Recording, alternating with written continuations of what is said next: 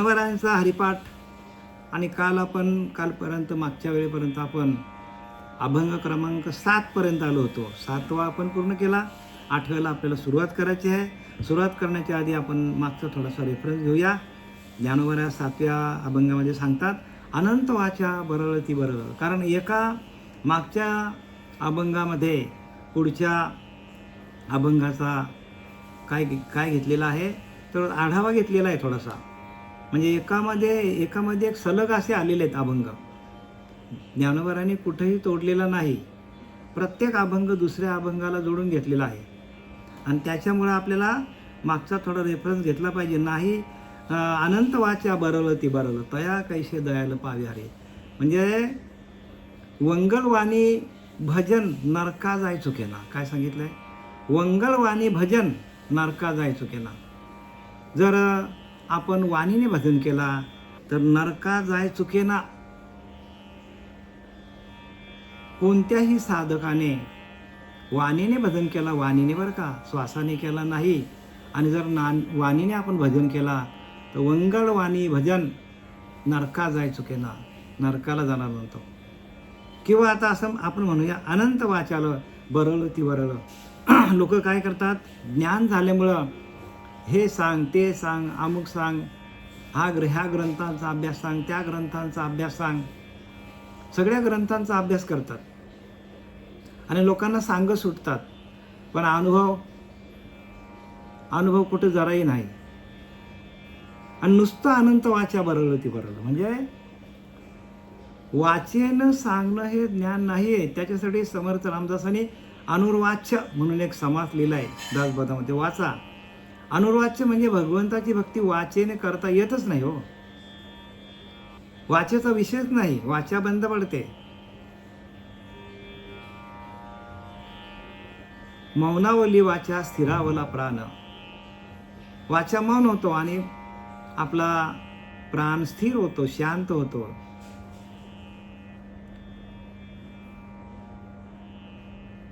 सगळ्या लोकांनी, अनेक पठ्य लोकांनी मोठी मोठी शास्त्र वाचली तरी पण त्यांना अनुभव नसेल तर नुसतं अनंत वाचा बरळून फायदा नाही. ज्ञान ही सांगण्याची वस्तू नाही, ज्ञान ही अनुभवण्याची वस्तू आहे. आणि त्या अनुभव प्रत्येकाला यायला पाहिजे. आणि आलेले अनुभव संतांनी जसंच्या तसं लिहून ठेवलेलं आहेत. आणि मग त्याच्यासाठी आपल्याला शास्त्राचा आधार घ्यावा लागतो. आपल्याला एकदा का आत्मानुभव आला की शास्त्राचा आधार घ्यावा लागतो. कारण शास्त्राचा आधार घेतला तर लोक तुमचं ऐकतील आणि तुम्ही तुमचाच सांगत बसला अनंत वाचा बरळती बरळ तर लोक आपल्याला काय करतील? लोक आपल्याला व्यासपीठावरून खाली उतरवतील. म्हणून कोणालाही बोलायला जागा ठेवायची नाही. का? आम्ही बोलत नाही. संतांनी जे काय लिहून ठेवलेलं आहे, संतांनी आम्हाला जे काय सांगितले आहे तो निरोप तुमच्याकडं पर्यंत पोहोचवण्याचं काम आम्ही करतो. असा आपला भाव ठेवायचा. संतांनी जे काय सांगितलं आहे ते सर्वसामान्य जनतेपर्यंत पोहोचवण्याचं काम, सांगण्याचं काम, अनुभवसिद्ध ज्ञान अनुभवासहित आपण लोकांना सांगायचं तरच आपल्याला किंमत आहे. आपल्याला अनुभव नसेल ना, आपण लोकांना उगाच सांगत गेलो तर मग लोक आपल्याला काय करतात? लोक आपल्याला नावं ठेवतात आणि लोक आपल्याला विरोध पण करू शकतात नंतर. म्हणून आपल्याला अनुभव असेल, गुरुप्रचिती, आत्मप्रचिती, शास्त्रप्रचिती, तिन्ही प्रचिती जेथे एकवटल्या, जेथे तिन्ही प्रचिती एकवटले पाहिजे तर त्याला ज्ञान म्हणतात. म्हणून अनंत वाचा बरळती बरळ तया कैसे दयाल. त्याला कसं देव प्राप्त होईल? म्हणजे वाचेचा परमार्थ नाही आहे. आता आपण अभंग क्रमांक 8 सुरुवात करूया. ज्ञानोबाराय काय सांगतात बघूया. ज्ञानोबाराय काय सांगतात ते परत आपण ऐकून घेऊया. संतांचे संगती मनोमार्ग गती अकळावा श्रीपती येणे पंथे. अनंत अकळावा श्रीपती येणे पंथे. रामकृष्ण वाचा भाव हा जीवाचा आत्मा जो शिवाचा राम जपे. हे एकतत्वनाम साधिती साधन द्वैताचे बंधन न बाधिजे. नामामृत गोडी वैष्णवाला धली, योग्या साधली जीवनकळा. सत्वर उच्चार प्रल्हादी बिंबला, उद्धवाला धला कृष्णदाता. ज्ञानदेव म्हणे नाम हे सुलभ, सर्वत्र दुर्लभ विरला जाणे, सर्वत्र दुर्लभ विरला जाणे. या अभंगामध्ये 6 चरण आलेले आहेत. किती आहेत? 6 चरण. सुरुवात करूया. ज्ञानोबाला सांगतात संतांच्या संगती मनोमार्गगती. म्हणजे संतांच्या संगतीमध्ये गेलो तर आपल्याला हे ज्ञान होणार आहे. म्हणून काही नका करू, संत संग करा आणि पूर्वीचा दोरा उगवेल. संतांची संगत करा. जोपर्यंत आपल्याला संतांची संगत मिळत नाही तोपर्यंत ह्या ज्ञानाची प्राप्ती होणार नाही. कारण संताकडे तुका म्हणे किल्ली आणि संत हाते दिली. हो, तुकाराम महाराज सांगतात किल्ली कोणाच्याकडे आहे? संतांच्या हातात आहे. आणि संतांकडे ती किल्ली आहे. आणि ते किल्ली म्हणजे काय? नामरूपी किल्ली आहे. महावाक्याचा बोध आहे. बोधरूपी किल्ली आहे. आणि त्या बोधाच्या माध्यमातून आपल्याला भगवंताशी एकरूप करून देतात. आणि म्हणून काय सांगितलं? संतांची संगती. संतांची संगत धरली तर त्या संगतीमध्ये आपल्याला मनोमार्ग गती, म्हणजे मनाला आपण कसं आवर घालायची, मनाला आपण शिकवण कशी द्यायची, मनाला आपण ध्यानाला बसून ध्यान कसं करायचं, मनाला स्थिर कसं करायचं. जोपर्यंत आपलं मन स्थिर होत नाही तोपर्यंत भक्ती मार्गाला सुरुवात होत नाही. लिहून घ्या. आपण किती पण पूजा केल्या, अर्चा केल्या, अगदी 33 कोटी देवांची जरी पूजा केली तरी जोपर्यंत मन स्थिर होत नाही, शांत होत नाही, स्थितप्रज्ञ अवस्था होत नाही तोपर्यंत खऱ्या ज्ञानाला सुरुवातच होत नाही. हो, कारण खरा देव तो आंतरी चोरला असे. खरा देव कुठे? आतमध्ये. आपण त्याला चोरून ठेवला आहे. पण सद्गुरू विन तो सर्वताही न देशे. सद्गुरू दाखवणारा पाहिजे. तसा दाखवणारा गुरु आपल्या जीवनात यायला पाहिजे. देवाची ओळख करून देणारा संत आपल्या जीवनामध्ये असतो. श्रीपाद बाबा, रामदास बाबा, नारायण बाबा, रोहिदास बाबा, नाना बाबा, पांडुरंग दिवेकर बाबा ह्यांच्यासारखे संत आपल्या जीवनामध्ये आले तरच आपल्याला हे ज्ञान कळेल. असे आपण आयुष्यभर कित्येक जन्म घेतले आणि आपण नुसती पूजाच करत बसलो तरी आपल्याला ते ज्ञान होणार नाही. कारण तुका म्हणे किल्ली संत हाती दिली. परत सांगतो, संतांच्या हातामध्ये सगळं आहे. संत आपल्याला प्रक्रिया करायला शिकवतात. संत आपल्यावर कृपा दृष्टीचा वर्षाव करतात. कृपा दृष्टी निहाळिले आणि आपल्या पदी बैसविले. आपल्या पदावर ते बसवतात. आपणा सारिखे करीती तात्काळ, नाही काळ वेळ तया लागे. बघा, आपल्यासारखे करतात ते. काळ वेळ बघत नाही. काळ वेळ नाम उच्चारिता नाही. बघा, नामाचा उच्चार करण्यासाठी काळाची वेळेची गरज नाही. दोन्ही पक्ष पायी उद्धरते. म्हणजे सगुणाची भक्ती होईल आणि निर्गुण तत्वाकडे जाल. आणि म्हणून काय सांगतात? संतांची संगत धरली. मनोमार्ग गती. मनाला आपण कसं स्थिर करायचं, शांत करायचं, हे जोपर्यंत साधकाला जमत नाही तोपर्यंत भक्तीला सुरुवात होत नाही. भक्तीला सुरुवात कुठून होते? ज्या वेळेला तुम्ही मनाला अंतर्मुख कराल. मनाला काय करावं लागतो? अंतर्मुख करावा लागतो. जे मन आपलं बाह्य जगामध्ये भरकटलेलं आहे, हे बघ, ते बघ, हे चांगलं, ते चांगलं, हे वाईट, ते वाईट, असंच मन करत बसतो. मग जीवनामध्ये मनुष्य देहाला येऊन माणूस काय करतो? चांगली वस्तू बघितली तरी पण त्याचं काय होतं? चलबिचल होतो. आणि वाईट बघितली तर लगेच तिचा तिरस्कार करतो. म्हणजे मन कुठे आहे? विषयाधीन आहे. प्रत्येकाचा मन हा विषयामध्ये अडकलेला आहे. कशामध्ये अडकला आहे? विषयांमध्ये अडकलेला आहे. गुणांमध्ये अडकलेला आहे. अहंकारामध्ये अडकलेला आहे. आणि त्या मनाला आपल्याला जर त्या विषयांमधून बाहेर काढायचं असेल तर तुकाराम महाराज सांगतात की नाही, तुका म्हणे देह भरिला विठ्ठले, काम क्रोध घर केले रीते. सांगतात की नाही तुकोबऱ्या.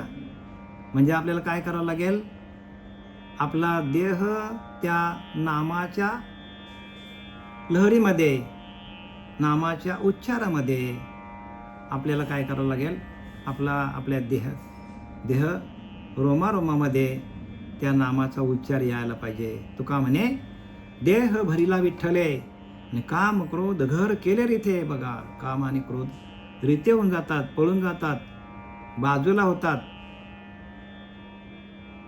पण ते कोणाच्या स्पर्शाने? नामाच्या स्पर्शाने. आणि ते नाम देण्याचा अधिकार कोणाला आहे? संतांना आहे. म्हणून तेची संत ज्यांचा हेत विठ्ठले, नेनती काय टानाटोना, नाम स्मरण वाचून या. बघा, ते संत आहेत ज्यांचा हेत विठ्ठली. विठ्ठल म्हणजे नाम. विठ्ठल नामामध्ये ज्यांचा हेतू काय आहे की तुम्ही अखंड चिंतन विठोबाचं करा, हा हेतू आहे. नेनती काय टानाटोना, नाम स्मरण वाचणे. ते संत आहेत, ते टानाटोना करत नाही, फक्त नामस्मरण देतात साधकाला. सांगतात की बाबा हे रात्रंदिवस हे नाम जप. जर तू सातत्याने नाम जप केला तर भगवंताची कृपा तुझ्या अंतःकरणावर होईल. आणि एकदा अंतःकरणावर कृपा झाली का तुझं नाम अजिबात बंद पडणार नाही. तुझे अष्टसात्विक भाव तयार होतील. काय होतील? अष्टसात्विक भाव होतील. आणि एकदा का अष्टसात्विक भाव तयार झाले तुझे, तर अष्टसात्विक भावातून तुला त्या ज्ञानाची प्राप्ती होईल. ताबडतोब होईल, वेळ लागणार नाही बरं का. ज्या क्षणी अष्टसात्विक भाव होतात तिथूनच काय होतं, म्हणून अंतरी सुखाची झाली जोडी, बाह्य रोमांच उभिली गोडी. त्या स्वानंद सुखाची गोडी नयनी रोकडी प्रवाहे. बघा, अश्रुपात होतात माणसाचे. अंतरी सुखाची झाली गोडी, बाह्य रोमांच उभिली गोडी. बघा, अंगावर असे रोमांच उभे राहतात. त्या स्वानंद सुखाची गोडी नयनी रोकडी प्रवाहे. डोळ्यांमधून अश्रुधारा बाहेर पडतात. आणि ते काळीचे हेची चिन्ह पुलकांकित देह जाणं. पुलकांकित देह जाणं, नयनी आनंद जीवन. आणि नयनी आनंद जीवन, नयनी परिपूर्ण स्वानंदो. बघा, ते काळीचे हेची चिन्ह पुलकांकित देह जाणं, नयनी आनंद जीवन आणि नयनी परिपूर्ण स्वानंद. म्हणजे आपल्या डोळ्यामध्ये आनंद निर्माण होतो, अष्टसात्विक भाव तयार होतात. पण कधी संतांना शरण गेलो तर, आपण स्वतःहून केलं तर अजिबात होणार नाही. म्हणून सगळं काय ते संतांच्या हातात आहे, आपल्या हातात काही नाही बरं का. कोणी किती पण जरी आता मोठे मोठे कीर्तनकार झाले, प्रवचनकार झाले, व्याख्यानवाले झाले, तरीही त्यांना ही स्थिती मिळणार नाही. पुंजाळले दोन्ही नयन, सदा सर्वदा सुप्रसन्न. दोन्ही नयन काय होतात? पुंजाळले जातात. आणि सदा सर्वदा सुप्रसन्न, आणि मनुष्य सदोदित प्रसन्न मुद्रेने राहतो. नयनी आनंद स्फुरेना देहाचे बन. बघा, स्फुरेना देहाचे भान भगवंती मन रंगले. स्फुरेना देहाचे भान म्हणजे देहावरती म्हणजे देहबुद्धी पण निघून जाते. काय सांगतात? स्फुरेना देहाचे भान आणि नयनी भगवंती मन रंगले. का बरं देहाचा विसर पडतो? तर भगवंताच्या नामामध्ये तो रंगून जातो. ऐशी नुपचता माझी भक्ती, कैशी होय विषय विरक्ती, आणि विरक्ती विन माझी प्राप्ती न होय निश्चिती उद्धवा. आणि अशी अवस्था झाल्यानंतर माणसाला विरक्ती येते, वैराग्य येतो, आणि वैराग्यातून आपल्याला सर्व ज्ञानाची प्राप्ती होते. म्हणून काय करायला पाहिजे? आपण कुठे शरण जायला पाहिजे? की संतांचे संगती, मनोमार्गगती. संत काय करतात? मनालाच आपल्या आतल्या वाटा दाखवतात. मनाला काय करतात? मनालाच रामनामाचा जप लावून देतात. आणि मन मग नामाचा जप जर करत बसला तर त्या मनाकडे काय येतो? मनाकडे शांती येते, सुख येते, समाधान येते. आणि तो मन काय करतो? अखंड भजनानंदामध्ये जातो. कारण त्याला सुख वाटतं तिथे त्या मनाला. आणि म्हणून इथे काय लिहिले, आकळावा श्रीपती येणे पंते. आणि आपण भगवंताला अशा प्रकारे आकलन करायचं, म्हणजे भगवंताला प्राप्त करायचं. थोडक्यात काय, भगवंताला अशा प्रकारे भगवंताला प्राप्त करून घ्यायचं. आपण भगवंत कुठे, आपल्या आतमध्ये ना, आपण त्याला शोधतो कुठे, बाहेर शोधतो. आणि म्हणून आपला ज्या ठिकाणी जी वस्तू आहे त्या ठिकाणी आपण भजन करत नाही. म्हणून हृदयामध्ये भजन करायला पाहिजे. आणि म्हणून भगवंत उद्धवाला सांगतो भागवतामध्ये, त्या माझ्या हृदयस्थाच्या ठाई, त्या माझ्या हृदयस्थाच्या ठाई भजनशील कोणीच नाही. भगवंत ज्या सांगतो उद्धवाला, ज्या अर्थी, त्या अर्थी कोणीही भजन करत नाही हृदयामध्ये, असा त्याचा अर्थ होतो. भगवंताला सगळं खाणं माहिती येतो. भगवंत संपूर्ण सृष्टीचा निर्माता आहे. आणि सृष्टीला निर्माण करून तो काय, या सृष्टीपासून अलिप्त आहे. मग त्याला प्रत्येक जीवाची काय माहिती आहे, प्रत्येक जीवाची दशा माहिती आहे हो. आणि म्हणून भगवंत असं लिहितो, उद्धवाला सांगतो भगवंत की त्या माझ्या हृदयस्थाच्या ठाई भजनशील कोणीच नाही, भजन कोणी करतच नाही. या लागी करता बाह्य उपायी जन अपायी पडतात. ते जे जे बाह्य उपाय करतात ते उपायच त्यांना अपायकारक ठरतात. तुम्ही जर तुमच्या अंतरात्म्याशी एकरूप झाले नाही आणि तुम्ही अखंड आयुष्यभर जर सगळ्या देवांची पूजा करत बसले, तर ती पूजाच तुम्हाला काय करणार आहे, शेवटीला अंतकाळी ती केलेली पूजाच तुम्हाला काय आहे, आडवी येणार आहे. आपण केलेलं पूजन जे काय आपण करतो ते पूजाच आपल्याला आडवी येणार आहे. का असं म्हणतो मी तुम्हाला, कारण नामाशी विन्मुख तो नरपापी या सांगितलं आहे. एक नाम नसेल, नामाचं जर तुम्ही चिंतन केलं नाही तर तो पापच आहे असं ज्ञानोबराय सांगतात. हे आम्ही सांगत नाही बरं का, ज्ञानोबारांनी लिहून ठेवलं आहे. आणि म्हणूनच तुम्हाला सांगतो की संतांनी जे काय लिहून ठेवलेलं आहे त्याचा निरोप तुमच्यापर्यंत पोहोचवायला आम्ही आलेलो आहे. आमचं ज्ञान नाही आहे, आम्ही तुम्हाला सांगणारच नाही ज्ञान. आमचे काय हैसियत त्याच्यामध्ये, जे संतांनी लिहिलं आहे ते तुम्हाला सांगतो. आणि तशी अनुभूती आम्हाला आलेली आहे, म्हणून तुमच्यापर्यंत संतांचा निरोप सांगण्यासाठी आलेला आहे. निरोप सांगण्यासाठी त्याचे आपल्याला अनुभव लागतो.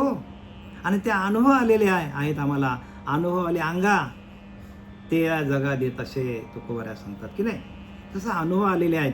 आणि ते तुमच्यापर्यंत पोहोचवण्याचं काम संत, राष्ट्रसंत श्रीपाद बाबा यांच्या कृपा आशीर्वादाने तुमच्यापर्यंत हे ज्ञान पोहोचवण्याचं काम आम्ही करतो. म्हणून काय, संतांच्या संगती मनोमार्गगती.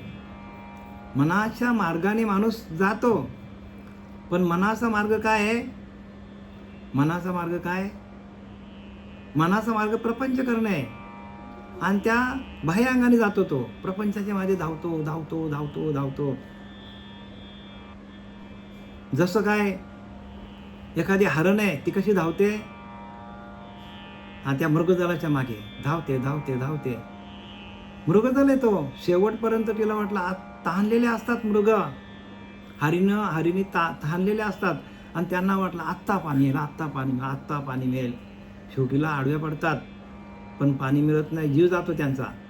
तशी आपली दशा झालेली आहे. आपण काय करतो, त्या बाहेरच्या जगामध्ये आपण मायेमध्ये भुललो आहे. प्रत्येक जीव हा त्या मायेला भुललेला आहे आणि त्या मायेच्या मागे धावतो.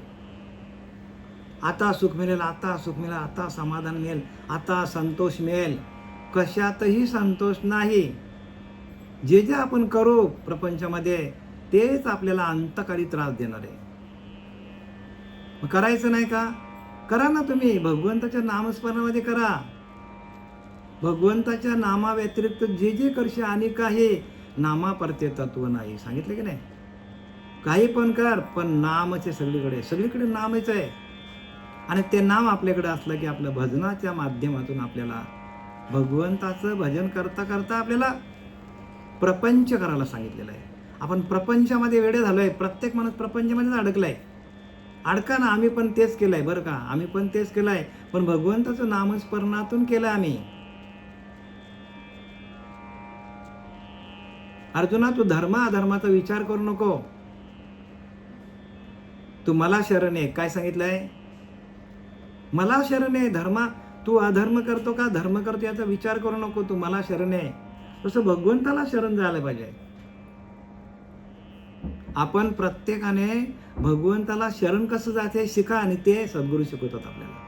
सद्गुरू काय शिकवतात? भगवंताला शरण कसं जायचं.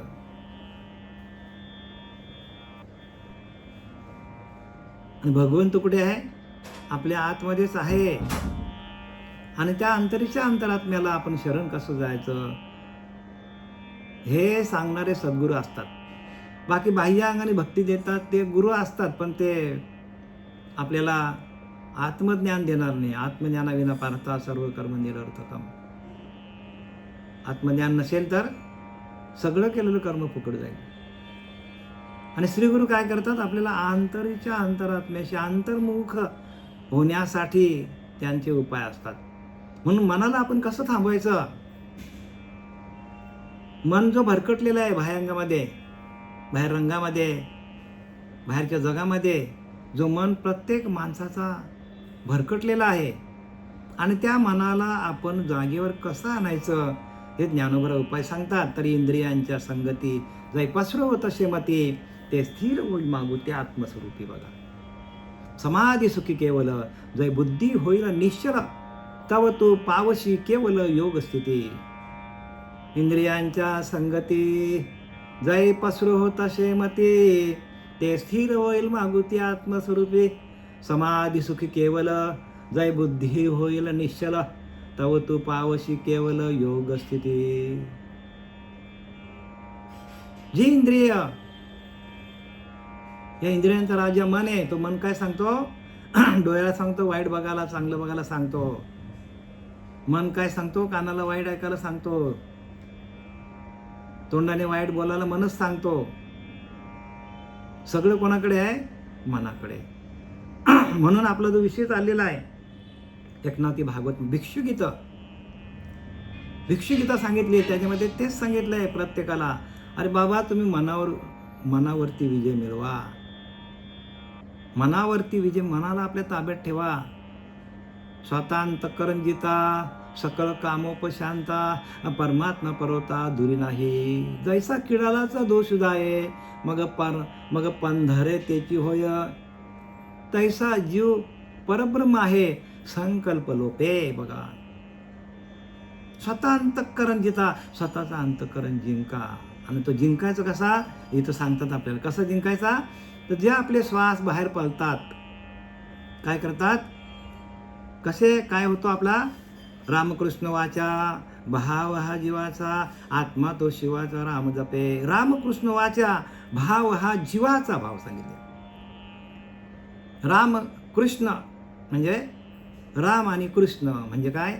इडा आणि पिंगला नाड्या आपल्या दोन आहेत. ह्या दोन नाड्यांवर आपण काय करायचं?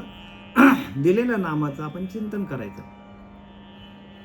इडा आणि पिंगला नाड्या आपल्या आहेत. इडा, पिंगला आणि सुषुम्ना ह्या तीन नाड्या आपल्याकडे आहेत. पण या इडा आणि पिंगला नाड्या म्हणजे रामकृष्ण. रामकृष्ण वाचा, भाव हा जीवाचा. म्हणजे जोपर्यंत इडा आणि पिंगला नाडीवर आपण भजन करतो आणि जोपर्यंत आपण सुषुम्ना नाडीमध्ये जात नाही, तोपर्यंत आपला जीवभाव असतो. आपला श्वास आतल्या आत करता करता करता करता सुषुम्ना नाडी चालू होतो. सहज जरी बसला तुम्ही तरी पण तुम्हाला त्याची अनुभूती येऊ शकतो. फक्त श्वासाकडे लक्ष ठेवा. श्वास जातो येतो, जातो येतो, एवढा लक्ष ठेवा. कारण मनाचा आणि श्वासाचा फार निकटचा संबंध आहे. ज्यावेळेला आपल्या डोक्यामध्ये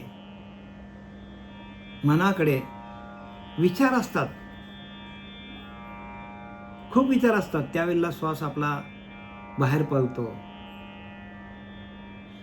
सारखा बाहेर पळतो आपला श्वास, स्थिर राहत नाही. मग आपण काय करायचं? मी काल ओवी घेतली होती बघा, तिकडे आपल्या याच्यामध्ये दिव्याला ओवी काय येते?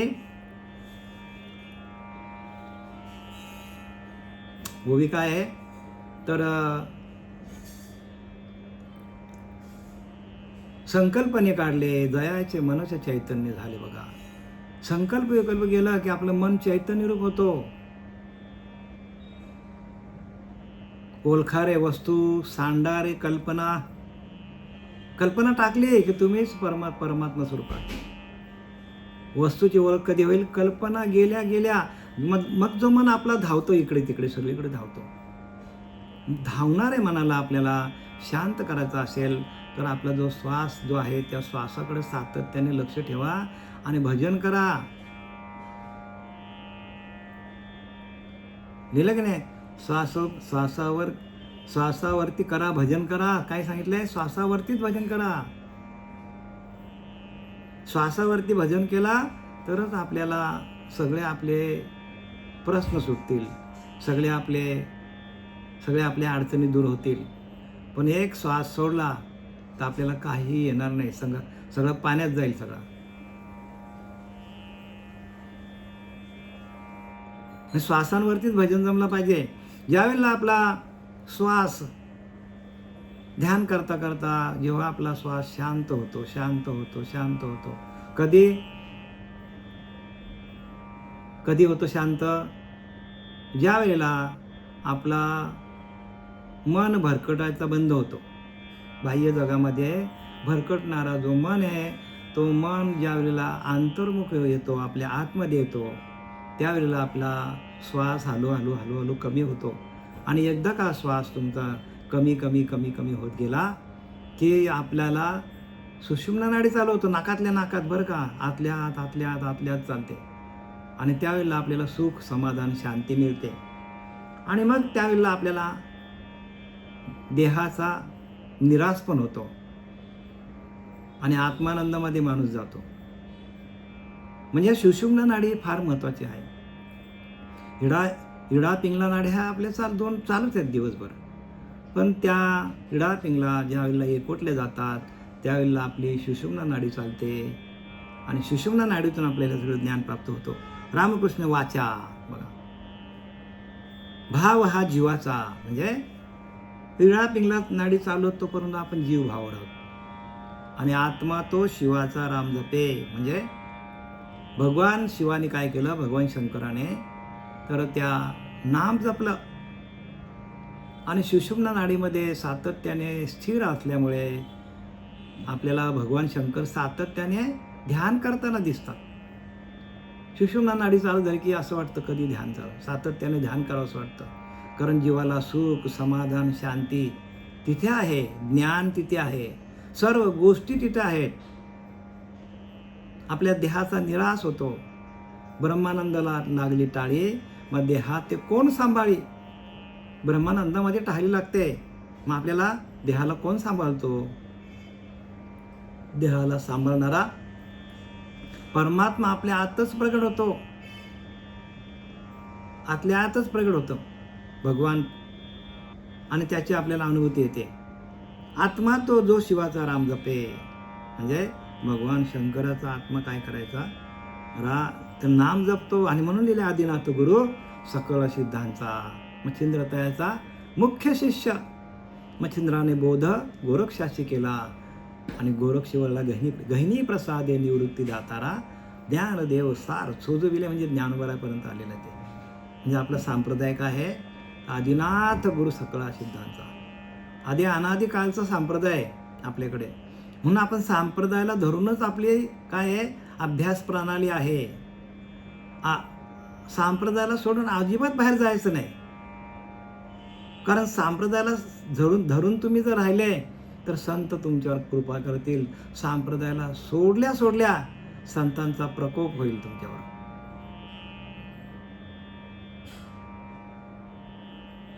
आणि म्हणून संतांनी हे लिहून तुमच्या आमच्यासाठी ठेवलेलं आहे. उगाच म्हणून हाऊस म्हणून त्यांनी लिहून ठेवलेलं नाही की त्यांना माहिती आहे कलियुगामध्ये प्रत्येक जीव मनुष्य देह हा भरकटणार आहे. मनुष्य देह मायेमध्ये अडकणार आहे. मग त्याला अडकलेल्या जीवाला बाहेर कसं काढायचं याचं त्यांनी काय केलंय? याची त्यांना चाहूल लागली संतांना. आणि म्हणून त्यांनी हे सगळं ज्ञान लिहून ठेवलं. ज्ञानवरांनी ज्ञानेश्वरी, एकनाथी भागवत आत्माराम लिहून ठेवला समर्थ नामदासाने. आत्मा हाच आपला राम आहे.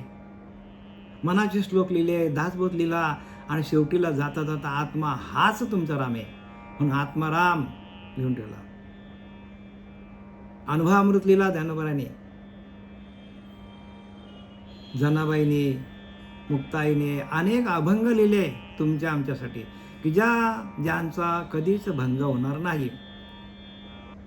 आणि ते भंग न पावणारे अभंग आपल्या हृदयामध्ये जर आपण त्यांचा अभ्यास केला प्रत्येक अभंगाचा, तर आपला जो ओरिजिनल आपलं मूळ पद आहे ओंकार स्वरूप, त्या पदाला आपण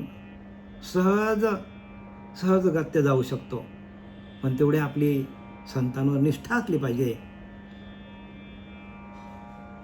आता पुढे काय सांगतात बघा, एक तत्व नाम साधिती साधन द्वैताचे बंधन बाधीचे. आणि असं ध्यान करता करता श्वासावरती आपण ध्यान केला तर एक तत्व नाम म्हणजे नाम कसं आहे तर तत्वरूपाने आहे. नाम कसं आहे तत्वरूपाने आहे.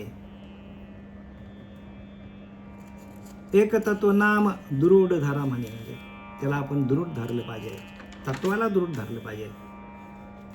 मग आपण जर तत्वाला आपण दृढ धरलं तर आपल्यातला द्वैतपणा निघून जातो. आपण अद्वैत तत्वाशी एकरूप होतो.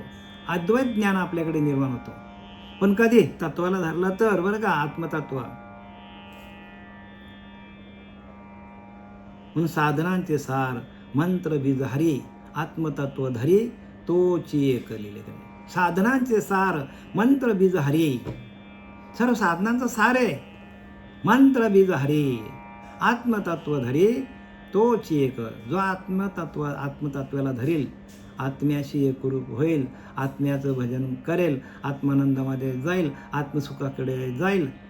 आत्मलाभासारखे गोमटे काहीच न देखे भोग विषय हरके जण ज्ञानोबाला सांगतात 12व्या अध्यायामध्ये.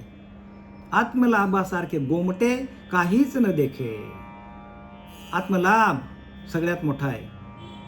भोग विषय हरके जण, भोग त्याच्यासमोर काहीच नाही. म्हणून संतांनी आपली वृत्ती काय केली, या विषयांमधून निवृत्त झाले विषयानंदामधून. प्रत्येक संत हे विषयासक्तीतून बाहेर निघाले आणि आत्मानंदामध्ये गेले. आत्म्याचा अनुभव घेतला. आत्म्याकडून सुख आहे, आत्म्याकडे परमानंद आहे. परमसुख कुठे आहे? आत्म्याकडे आहे. म्हणून सर्व संतांनी जी आपली वृत्ती, जे आपलं मन बाहेर भरकटलेलं आहे, त्या मनाला त्यांनी काय केलं तर आपल्या अंतरीच्या अंतरात्म्याशी एकरूप करून त्या अंतरीच्या अंतरात्म्याचं भजन केलं. भजनानंदामध्ये गेलं.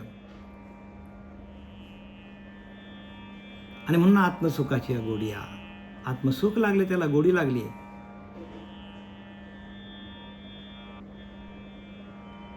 आणि आत्म्यानंदाची गोडी लागली एकदा की विषय सुख बाजूला होतात. विषय सुख हे बोलणेच नाही बघा, बोलण्यासारखा विषयच नाही तो, संत सांगतात. कारण सगळं जे काय आपल्याला दुःख आहे ते विषयांच्या ठिकाणी आहे, इंद्रियांच्या ठिकाणी आहे. आणि ते इंद्रिय जर आपल्या एका आत्मतत्वाकडं, आत्मस्वरूपाकडे आले, आत्मानंदामध्ये गेले की आपल्याला सुखच सुख आहे. पण ते जात नाही. म्हणून तर तुका म्हणे किल्ली संता ते दिली. संतांकडे जावं लागतो. मग संत काय करतात, त्या सबीजाची पेरणी करतात. आपल्या डोक्यावर तूप ठेवून काय करतात, अनुग्रहाचं चिंतन देतात, प्रबोधाचं चिंतन देतात डोक्यावर तूप ठेवून. आणि मग त्यातून आपल्याला काय होतं की जे बाहेर भटकणारं मन आहे ते अंतर्मुख होतो. आणि विश्वव्यापक असलेली शक्ती, विश्वामध्ये व्यापक असलेली शक्ती लिहिले की नाही, विश्वाचे ते आर्त माझ्या मनी प्रकाशले. विश्वाचे ते आर्त माझ्या मनी प्रकाशले. अवघेची झाले देह ब्रह्म विश्वाचे ते आर्त माझ्या मनी प्रकाशले. ज्ञानोबा सांगतात, ज्यावेळेला माझ्या डोक्यावर निवृत्तीनाथांनी, माझे सद्गुरू श्रीगुरू निवृत्तीदादांनी माझ्या डोक्यावर हात ठेवला, तर विश्वामध्ये व्यापक असलेली शक्ती काय केलं, माझ्यामध्ये प्रेरित केली, संक्रमित केला. तो विश्वामध्ये व्यापक असलेला बीज त्याने काय केलं, डोक्यावर हात ठेवून संक्रमित केला. आणि माझा देह काय झाला, ब्रह्मरूप झाला. अवघेच झाले देह ब्रह्म, माझा देहच ब्रह्मरूप झाला. तसा आपल्याला श्रीगुरू भेटल्यानंतर त्यांनी जे आद्या अनादि काळचं जे बीज आहे, मुख्य महाविष्णू चैतन्याचे मूळ संप्रदाय फळतेतून या हंसरूपी ब्रह्मा उपदेश श्री चतुर्स्वरूपी चारी भागवता, असा जो बीज आहे, त्या महाविष्णूने काय केलं, हंसाचं रूप घेतलं. हंसाने ते ब्रह्माला सांगितलं, ब्रह्माने आत्रीला सांगितलं, आत्रीने दत्त महाराजांना सांगितलं, दत्त महाराजांनी नारायण जालवणकर, लक्ष्मण, बलभीम, सख्यानंद, शांतिमाय, शांतामाई, बंडोबा, किरोबा, श्रीपाद, रामदास, नारायण बाबा, रोहिदास बाबा, नाना बाबा आणि पांडुरंग देवेकर बाबा, म्हणजे हे सगळं कसं आहे, संक्रमित केलेलं, एकामेकाला, एका सिद्धाचा दुसऱ्या सिद्धाला स्पर्श, असं ते स्पर्श आपल्यापर्यंत आलेलं आहे. ते संक्रमित असलेलं बीज आपल्यापर्यंत आलेलं आहे. म्हणून आपल्याला एवढं सगळं समजतं, अन्यथा आपल्याला हे कळालं नसतं. म्हणून आपण परंपरेमध्ये, परंपरा सोडून कुठेही जायचं नाही बरं का. परंपरेचे आपण पायिक असले पाहिजे प्रत्येकाने. आणि म्हणून इथं काय, एक तत्व नाम साधिते साधन, एकच आहे नाम, एकच आहे. आणि ते कसं आहे, तत्वरूपाने आहे, लक्षात घ्या. नाम असं कुठं पडलेलं नाही. जे तुमच्या आतमध्ये जे तत्व चालू आहे, अखंड चिंतन विठोबाचं, ते विठोबाचं तत्व जे आहे, जे तत्व तुमच्या आतमध्ये आहे, त्या तत्वाचं दर्शन तुम्हाला होतं. आणि एकदा तत्वाचं दर्शन झालं की तत्व हाच परमात्मा आहे, चैतन्य हाच परमात्मा आहे. आणि त्या चैतन्याचं आपल्या रोमारोमामध्ये संचार झालं, संक्रमित केलं बीज. संक्रमित झाल्यानंतर त्या झालेल्या बीजाच्या संक्रमित बीज पेरल्यानंतर, संक्रमित केल्यानंतर त्याची अनुभूती येते. आणि त्या अनुभव फार महत्त्वाचे आहेत. अनुभव काय महत्त्वाचे फार. आणि म्हणून इथं काय सांगतात, नाथ बाबा सांगतात बघा, सात्विका भरणे, रोमांच दाटणे, स्वेदाचे जीवन वाहू लागे, स्वेदाचे जीवन येऊ लागे, खापे तो थरारी, स्वरूप देखे नेत्री, आसुर त्या भितरी वाहताती, आनंद होय पोटी, आनंद होय पोटी, आनंद होय पोटी स्तब्ध झाला कंठी, आणि मौन वाकपोटी धरून राहे, टाकी श्वासोश्वास वृद्ध भावे. म्हणजे वरच्या दिशेला श्वास येतात आपले, म्हणजे वरच्या दिशेला आपल्याला मूलाधार ते ब्रह्मरंध्रापर्यंत आपली धाव चालू होतो. टाकी श्वासोश्वास वृद्ध भाव देखा, जिरून एका स्वरूप होय. आणि एका जनार्दन धनी आयशा अष्टसात्विक भाव होता. काय उत्पन्न होता, देव कृपा करीता यावरी. देव कृपा कधी करतो, अष्टसात्विक भाव झाले तर. आणि असेच अष्टसात्विक भाव जोपर्यंत होत नाही, ऐशी अवस्था न जोडता पार्था, जे जिजे तेची सर्वता दुःख. बघा आपल्या वाट्याला दुःख काय येतात, तर आपल्याला अष्टसात्विक भाव झालेले नाही आहेत, ते अश्रुपात नाही आहेत, अनुभव नाही होत. आपल्या अंतरीच्या अंतरात्म्याकडे जी काही शक्ती आहे, ती शक्ती आपल्या रोमारोमामध्ये प्रगट होते. आणि आलेले अनुभव आपल्याला अनुभवाला येतात प्रत्येकाला. आणि त्या अनुभव ते आल्याशिवाय आपल्याला ज्ञानाची सुरुवात होत नाही. आणि म्हणून भगवंतांनी सांगितलं अर्जुनाला, ते ज्ञान पैगा भरवे, जरी म्हणे हाती आणावे तरी संताया बजावे सर्वस्वेशी, तरी तनुमनुजीवी चरणाशी लागावे, अगरगत्य करावे दास्य सकले. सर्व भाव सर्व सांडूनी संतांना शरण जा. संतांना शरण गेल्याशिवाय ज्ञान प्राप्त होत नाही. संतांशी शरण गेल्या विना न कळे नाम. शरण जा त्यांना, शरण गेल्याशिवाय ते नाम कळत नाही. म्हणून तर काय लिहिले, एक तत्व नाम. नाम कसं आहे, तत्वरूपाने आहे आणि सगळीकडे एकच आहे. संत काय करतात मग, एक नाम हरी द्वैत नाम दुरी, अद्वैत कुसरी विरला जाणे, एक नाम हरी, सगळीकडे एकच नाम आहे, नाम एकच आहे. प्रत्येकाच्या हृदयामध्ये तो परमात्मा भरलेला एकच येतो. तुमच्यातलं राम, माझ्यातलं राम, कुत्र्यातलं राम, मांजरातलं राम, एकच राम आहे. सर्व घटी राम, देहादेही एक. आणि त्या रामाला आपण प्राप्त करणं म्हणजे भक्ती आहे. एक तत्व नाम साधी ती साधन. ते कधी साधता येईल आपल्याला? जर आपण साधन केलं तर. साधन म्हणजे काय? साधन म्हणजे भगवंताचं ध्यान. त्या ध्यानाच्या माध्यमातून श्वासाकडे सातत्याने लक्ष ठेवता ठेवता आपल्याला इडा, पिंगला आणि सुषुम्ना ह्या तिन्ही नाड्यामधून जी अवस्था होते, जे अनुभव येते, आणि म्हणून आपल्याला साधनं करायची. साधन कशासाठी करायचं? तर जीव शिवाचा ऐक्य व्हावा यासाठी. म्हणून एक हरी आत्मा जीव शिव समा, वाया तू दुर्गमाना घाली मना, ज्ञानोबा सांगतात. एक हरी आत्मा काय आहे? तो एकच आहे आणि तोच हरी आहे. आणि तो तुम्हाला कधी दिसेल? कधी तुम्हाला त्याची अनुभूती येईल? तर मंथनी नवनीता तैसे घ्यानंता. दुसऱ्याच याच्यामध्ये सांगतात की मंथन करावं लागेल आपल्याला. श्वासाचं मंथन करावं लागेल तुम्हाला. श्वासाला मंथन करावं लागेल तरच त्याची अनुभूती येईल. म्हणून एकता तो नाम साधी ती साधन. एक मिनिट, काय लिहिले ते? की एकता तो नाम साधी ती साधन, द्वैताचे बंधन बाधीजे. म्हणजे द्वैत भाव आपला निघून जातो आणि आपल्याला अशी अनुभूती येते माणसाला, प्रत्येक जीवाला, की आपणच परब्रह्म आहोत. ब्रह्म कुठे आहे? आपणच परब्रह्म आहोत. एक तत्व नाम साधी ती साधन, द्वैताचे बंधन बाधीजे.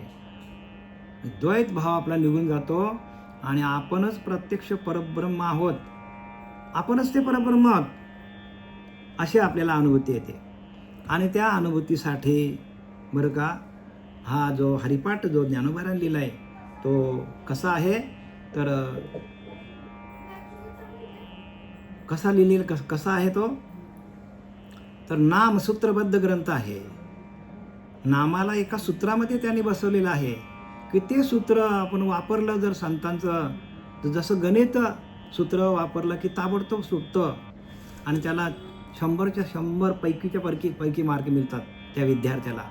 तसं आपलं गणित जर स्वतःचं गणित सोडायचं असेल, तुमच्या जीवनाचं गणित, प्रत्येकाच्या ज्याच्या त्याच्या जीवनाचं गणित सोडवायचं असेल ज्याला त्याला, तर त्यांनी संतांना शरण जायला पाहिजे. कारण संतांनी सांगितलेल्या मार्गानेच आपल्याला जावं लागेल. आणि म्हणून तुकोबाला सांगतात, आम्ही वैकुंठवासी आलो ह्याची कारणाशी, बोलिले जे ऋषी साच भाव वर्तावया, झाडू संतांचे मार्ग, आडराणी भरले जग, उच्चिष्टाचा भाग शेष उरला तो शेव, अर्थलोपली पुराणे, नाश केला शब्दज्ञाने. बघा, म्हणून अनंत वाच्या बरल ती बरल, तया कैसे दयायला पावे हरी. संत ज्या मार्गाने गेले त्या मार्गाने जावं लागेल. कारण बाकी जे काय आत्ता चालू आहे जगामध्ये, असे काही एक पंथ आहेत की त्यांच्याकडे नाम नाही आहे. आणि मग त्याच्यामुळे काय होतो?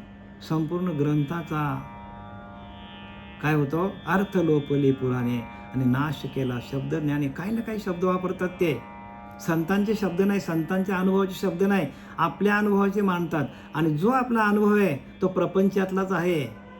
जोपर्यंत आपल्याला भगवंताची अनुभूती पाहिजे असेल तर आपल्या देहाचा पूर्णपणे निराश व्हायला पाहिजे. दोन भाव आपले जे आहेत, मी वेगळा आणि दे वेगळा, हे जोपर्यंत आपले जात नाही, द्वैताची झाडणी गुरुविन ज्ञान, तया कैसे कीर्तन घडेल नामी. ज्ञानोबाला सांगतात की नाही, द्वैताची झाडणी गुरुविन ज्ञान, तया कैसे कीर्तन घडेल नामी. द्वैत झाडून टाकायला पाहिजे, द्वैत जायला पाहिजे. द्वैताची झाडणी गुरुविन ज्ञान, तया कैसे कीर्तन घडेल नामी. होईल का कीर्तन त्यांचा? कीर्तन म्हणजे तो भजन, ओरिजिनल भजन, जो मूळ भजन आहे आपला, तो आपल्याला मिळाला पाहिजे. संतांचं दर्शन झाल्या आपली पद्मनाभ जोडली पाहिजे. आणि पद्मनाभ जोपर्यंत जोडली जात नाही तो पण ज्ञानाची प्राप्ती कोणालाच होणार नाही बरं का. कारण मूळ काय कुठे आहे त्यांनी सांगितलं आहे की तुका म्हणे होता ठेवा तो या भावे सापडला. तुमच्याकडे आहे तो ठेवा, पण कधी सापडेल की ज्या वेळेला तुमची तुटलेली नाल ज्या वेळेला जोडली जाते, संत दर्शने थोर लाभ पद्मनाभ जोडीला. पद्मनाभ ज्या वेळेला जोडली जाते त्यावेळेला आपले अष्टसात्विक भाव होतात आणि त्यावेळेला आपल्याला भगवंताच्या भजनाची आवड लागते आणि भजन करता करता आपल्या देहाचा निराश होऊन जातो आणि त्यावेळेला आपला द्वैत भाव निघून जातो. द्वैताची झाडणी गुरुविन ज्ञान तया कैसे कीर्तन घडेल नामी. द्वैत निघून जातो आणि आपल्याला असे अनुभव येतो, झाला स्वयंमेव पांडुरंग. अशी प्रत्येक मनुष्य देहाला अनुभूती येते आणि ह्या अनुभूतीसाठी परमार्थ आहे. परमार्थ कशासाठी आहे? सांगण्यासाठी ना, ऐकण्यासाठी ना, अनुभवासाठी परमार्थ आहे.